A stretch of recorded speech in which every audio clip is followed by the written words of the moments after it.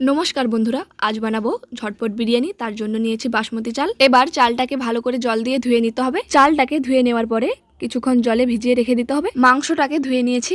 এবার দেব টক দই, দেব নুন, দেব গরম মশলা বাটা, দেব হলুদ গুঁড়ো, দেব কেওড়া জল, গোলাপ জল। তারপর সবকিছুকে ভালো করে মাখিয়ে নেব। খুব সুন্দর করে মাংসটাকে মাখিয়ে নিয়েছি। বড় বড় সাইজের আলুগুলোকে কেটে নিয়েছি। এবার নুন হলুদ মাখিয়ে দেব।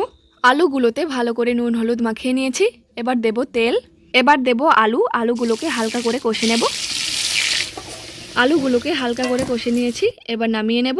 কড়াইতে তেল দিয়ে দিয়েছি। এবার দেব পেঁয়াজ কুচি, দেব রসুন বাটা, এবার দেব আদা বাটা, দেব টমেটো কুচি,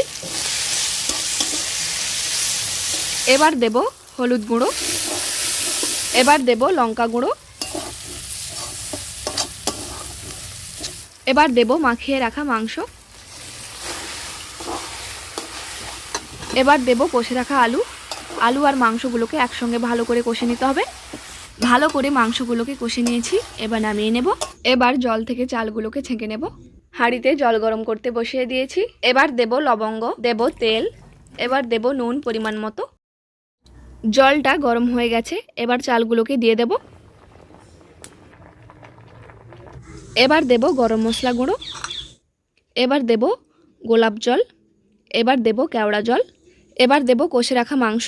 এবার সব কিছুকে ভালো করে মিশিয়ে নেব। মিশিয়ে নিলেই রেডি ঝটপট বিরিয়ানি। একদম অল্প খরচে আর অল্প সময়ের মধ্যেই বানিয়ে নিন ঝটপট বিরিয়ানি। দেখতে যেমন সুন্দর, খেতেও তেমনই সুন্দর। একদম দোকানের মতো খেতে।